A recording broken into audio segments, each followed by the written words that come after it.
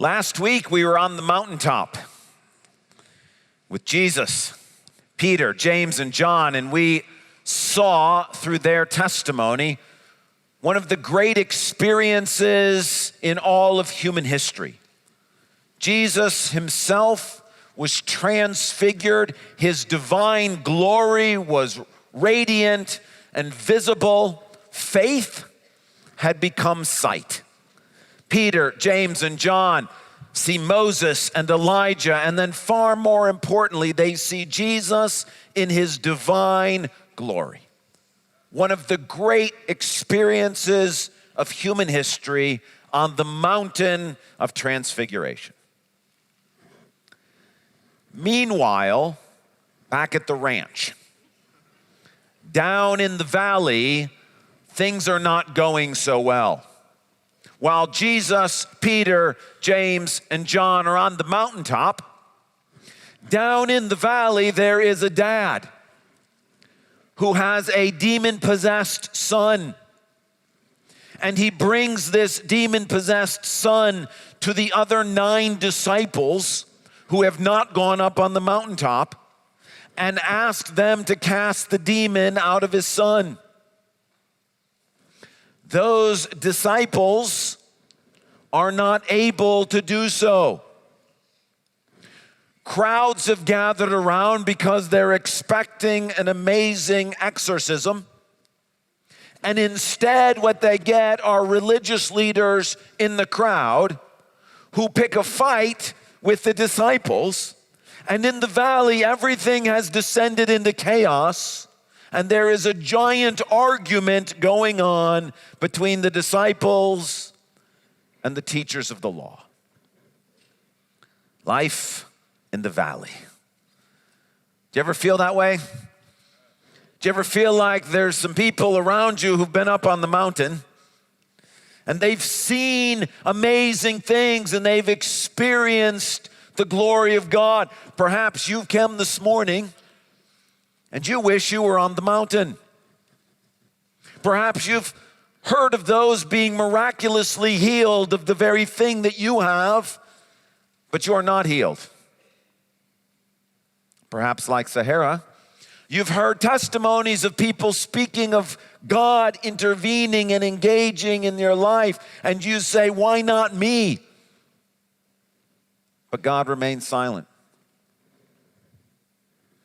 Perhaps you look around and you see others being chosen for great opportunities at the church or at work or in your neighborhood or wherever it may be, at school.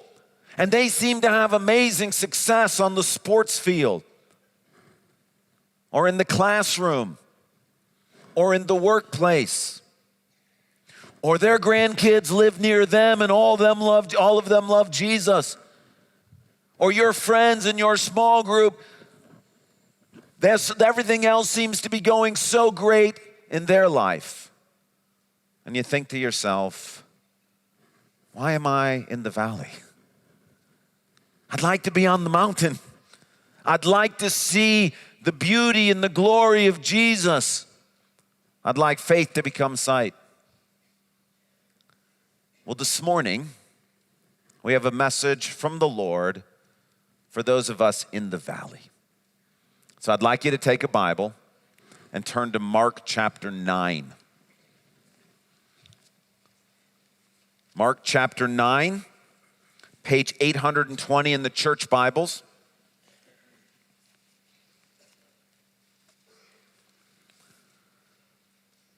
Mark 9, I'm going to read verses 14 to 29.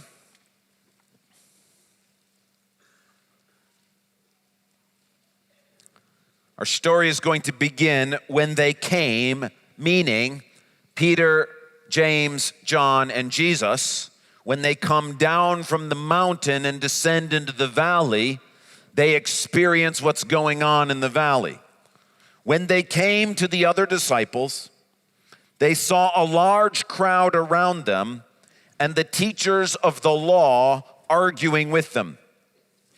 As soon as all the people saw Jesus, they were overwhelmed with wonder and ran to greet him.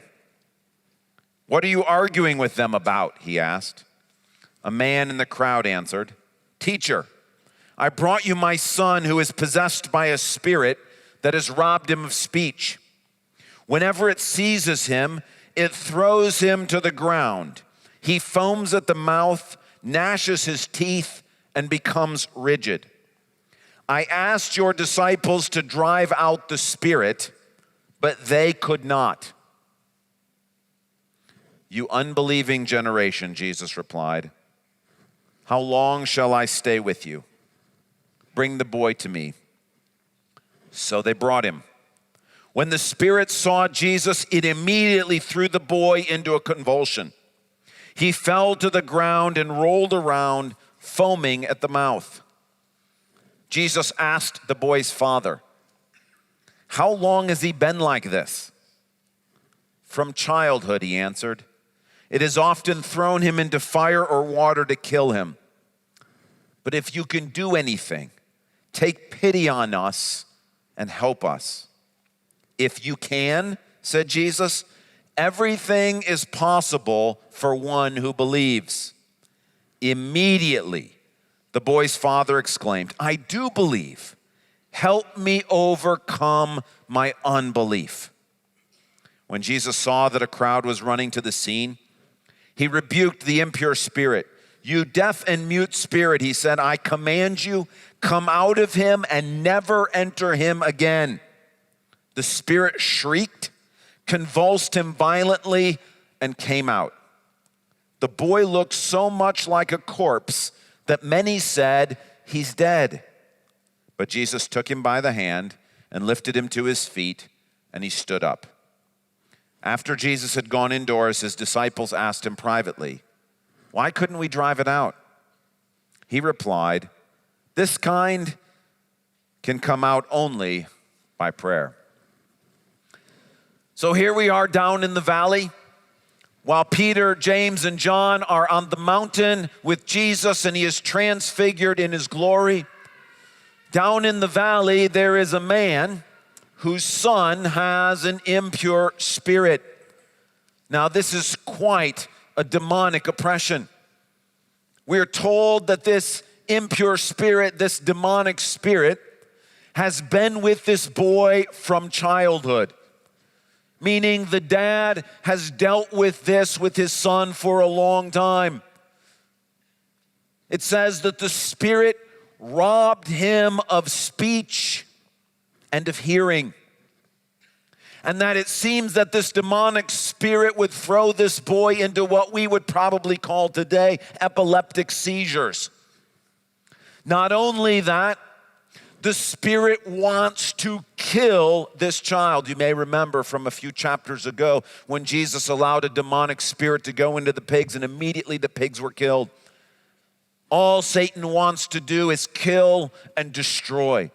And this spirit would take this little boy and throw him into the water to try to drown him, or throw him into the fire to try to burn him.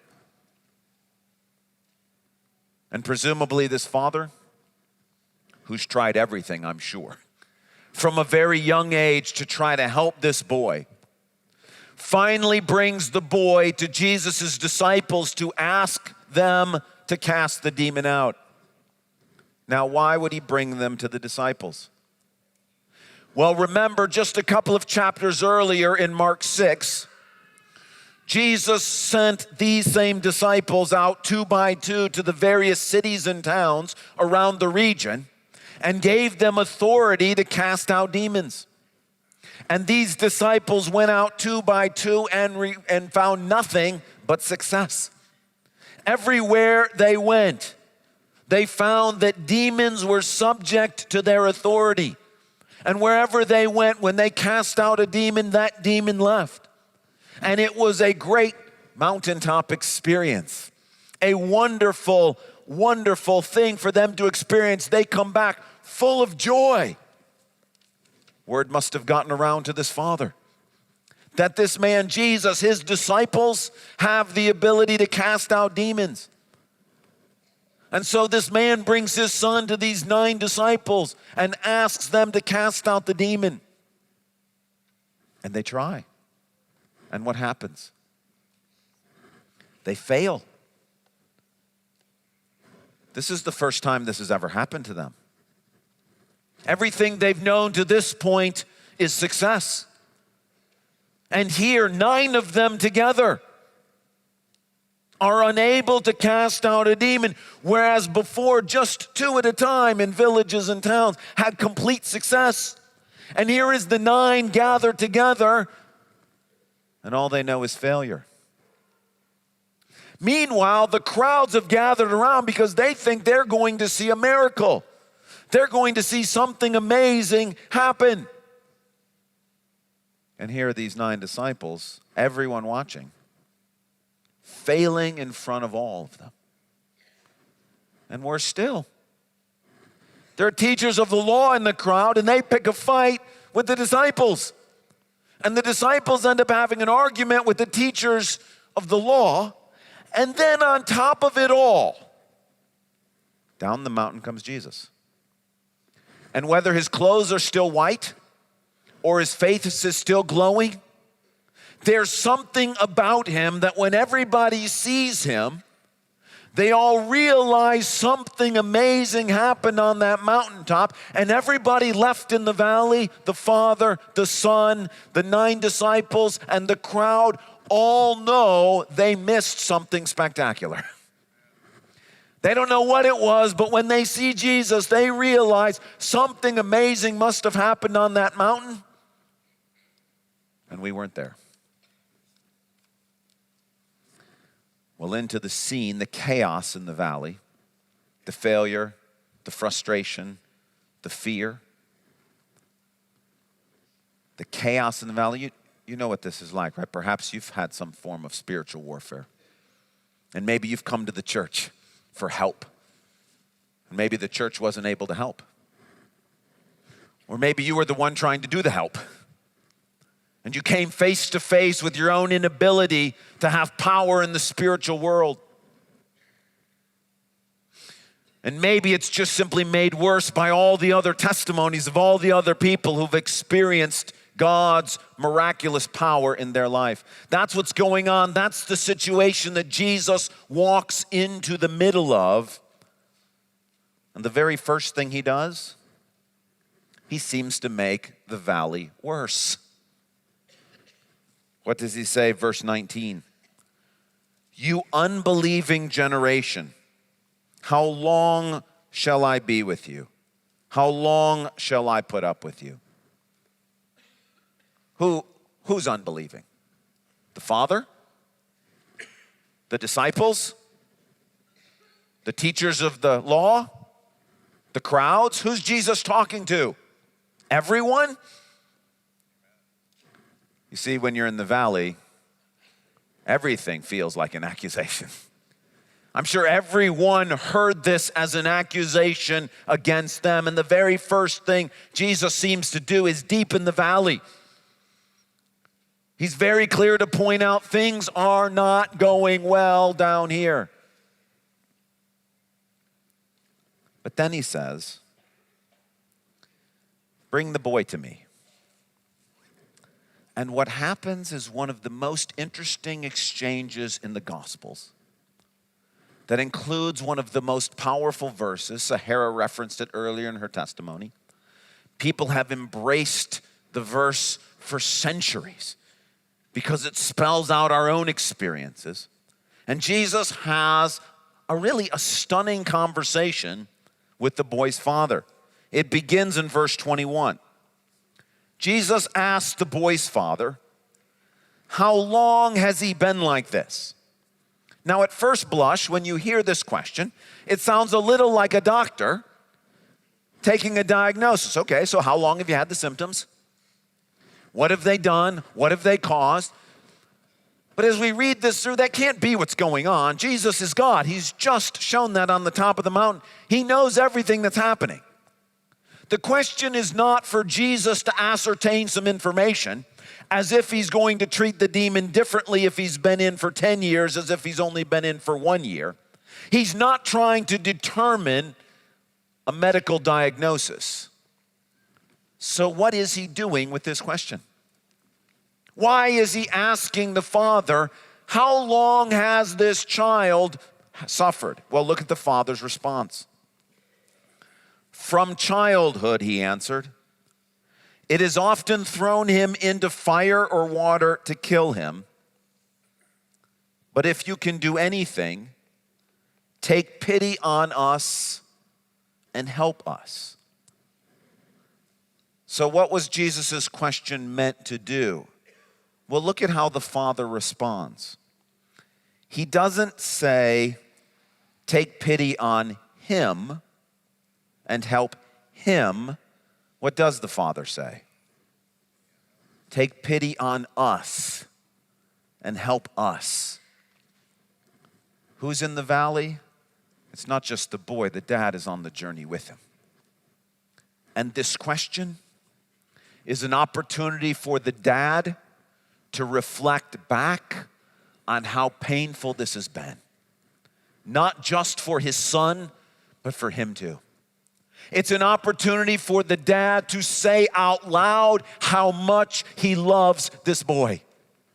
That this is not something that's an annoyance for the father. The father is in it with the son.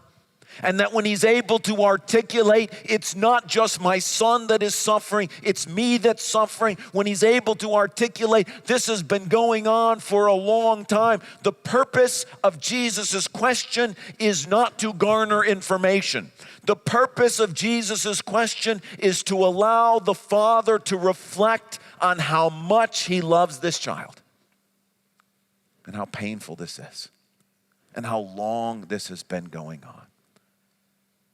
And so Jesus gives the dad an opportunity to think back at how much pain this darkness has caused, how long they've been in the valley, how desperate the father is for help. And so the father terms it in terms of take pity on us. The word for pity is the word for compassion. And essentially, as the father has reflected for a moment on how much he loves his son, he says to Jesus, please, can you have compassion on us? Can you please love us? Can you please demonstrate your love for us? And then comes a really interesting response from Jesus. You would think at this point, he's begged for mercy. He's begged for compassion. He's revealed to Jesus how much he loves his son. You would think Jesus would just heal the boy. Instead, he says, if you can, everything is possible for the one who believes. Now notice Jesus doesn't say everything will happen for the one who believes, but he says everything is possible for the one who believes. What's he doing here? Well, his first interaction with the Father was designed to draw out the dad's love for the son. The second interaction is to ask the dad, are you willing to do what love requires? What do I mean by that? Jesus says everything is possible for him who believes. In other words, the answer to the question, why are we in the valley? Why were your disciples unable to cast out this demon? Why has my son been afflicted for so long? Why have we suffered so much? Why have we lived in the valley when everyone else has been on the mountaintop? The answer to that question is that the dad is in the valley to learn to believe, to develop faith. And what Jesus is essentially saying to the dad, do you love your son enough to go through the valley so that you might give to your child the priceless gift of faith? You see, as parents, we sometimes think that the very best gift we could give to our child is a good and happy home, or a good education, or a good start in life, or good friendships, or good memories or good experiences. But the truth of the matter is, the very best thing that any parent could ever give to any child, that any human could give to another human, is the gift of faith. Why? Because everything is possible for the one who believes. That if this child grows up with no friends and no education and no happy memories and no experiences, but has faith in God, then whatever experience they come to, whatever experience they face, they will have within them the ability to handle that experience. Everything is possible for the one who believes. It doesn't mean everything will go well for the one who believes. It simply means this son will never face a situation that he will not be able to handle if he has faith. His friends might not be able to help him. His experiences might not be able to help him. His memories might not be able to help him. His happy home may not be able to help him. But if he has faith, there is nothing he will ever come in contact with. No situation he will ever be in that he will be unprepared. And what Jesus is essentially asking the dad is, do you love your son enough to go through a valley so that you might learn to have faith so you can pass it on to him? Immediately, verse 24, the boy's father exclaimed, I do believe. Help me overcome my unbelief. This is one of the purest and most beautiful prayers in the Bible. The man hears what Jesus is saying, and he essentially cries out, I'm trying. Please help me.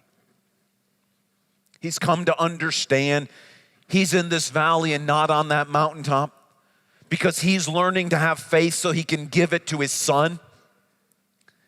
And at this point he realizes, but I'm still not making it. I'm trying so hard. I want to give my child the gift of faith, but I'm not even able to do that. And he cries out, Lord, help my unbelief. Now, the amazing thing about this, it's a prayer. It's one of the most honest prayers. Sometimes we pretend with God that we believe, but sometimes if we're honest in the valley, we're struggling to believe. We're walking around the walls wondering why they haven't fallen yet. And if we're honest, we'll say, Lord, I know you've made promises. I know you're faithful. I know you cannot lie, but I'm having trouble believing. I'm having trouble believing that I will see the goodness of the Lord in the land of the living. I have trouble believing that you're going to take hold of my right hand and guide me with your counsel. I have trouble believing that you're going to somehow speak good into this situation. And so the man simply cried out, if I'm in the valley to learn to believe, help me learn to believe, have mercy.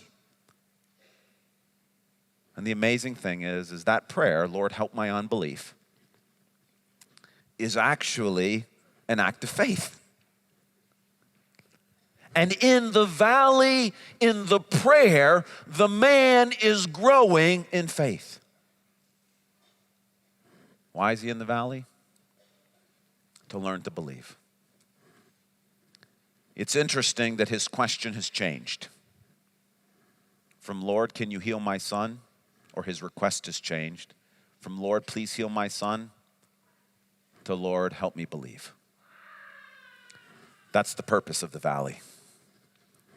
It's to transform our questions from, God, here's what I want you to do for me, to the point of saying, Lord, you're trying to do something in me. Please help me to believe. By the way, the same thing's going on with the disciples. These 9 disciples, they have a conversation with Jesus. So after the man and the son leave, we're going to come back to them in just a second. After the man and the son leave, the disciples are like, Jesus, come here. We got a question for you. Why couldn't we cast this demon out? They're essentially asking the same question. Why are we in this valley? Why were we unable to do this thing? And Jesus gives them the exact same response. This kind can only come out by prayer. That Jesus allowed them to come face to face with a demonic stronghold and presence that was too great for them while he was not there. Look, that happened on purpose. This is his plan.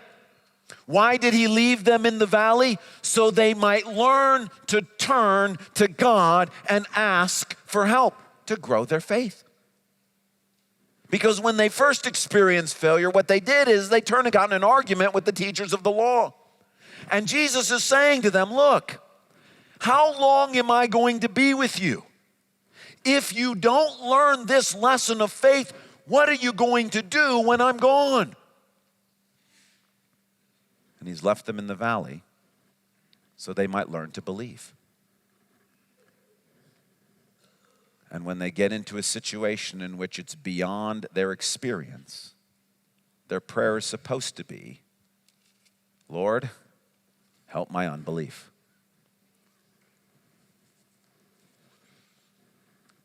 And for you and I,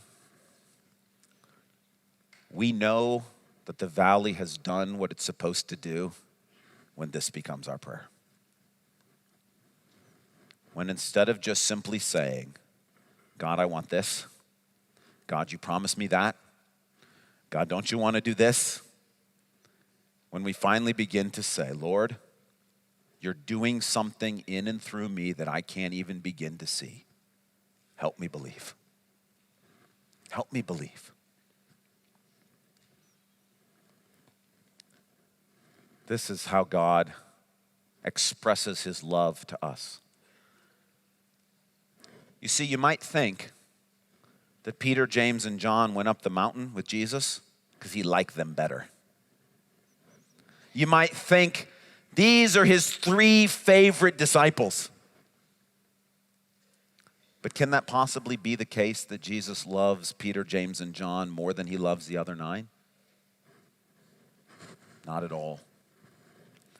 The other 9 are just as squarely in the love that God has for them. But what those 9 need is they need the valley because they've got to grow in faith.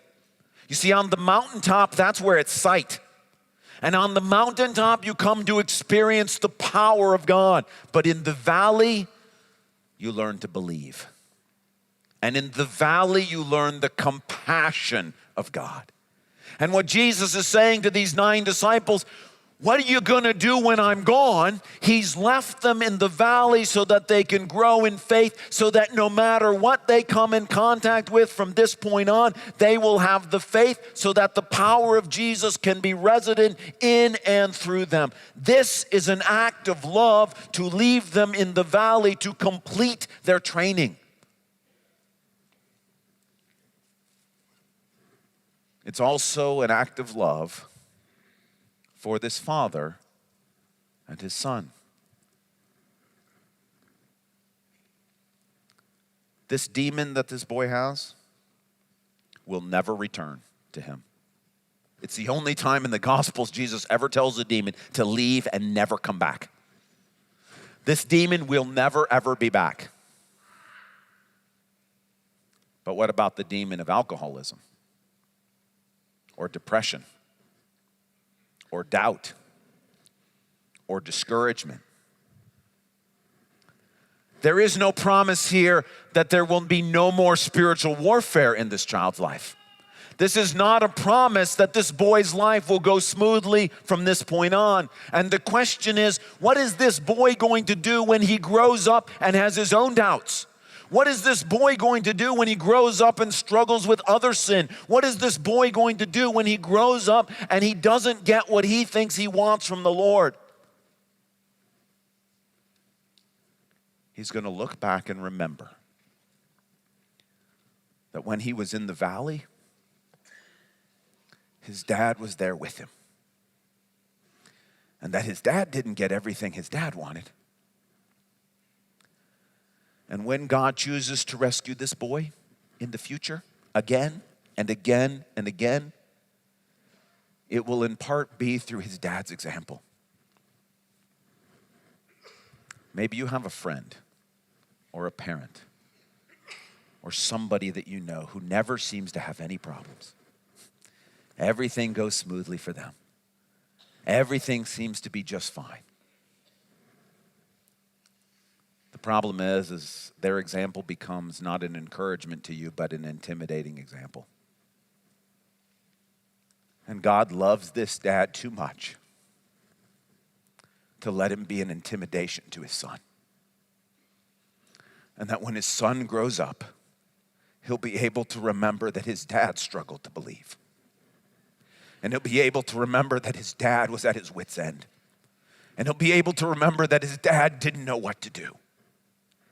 And in the moment when his dad thought all hope was lost, his dad fell on his knees and cried out, Lord, please, please just help me believe. I can't do anything else. I'm willing to accept that you've placed me in this valley. Please. My faith is almost gone. Please help. And that will rescue that boy. See, the crazy thing is this valley is an expression of God's love. Love to the son, love to the dad, love to the disciples. We think only the mountaintops are where we experience God's love. It's actually not true. On the mountaintops, we see his power. And in the valleys, we feel his compassion. And God loved this dad and that son and these disciples too much to let them live from mountaintop to mountaintop. And when you ask the question, God, why am I in the valley? There are two answers. One, so you can learn to believe. And two, because God loves you.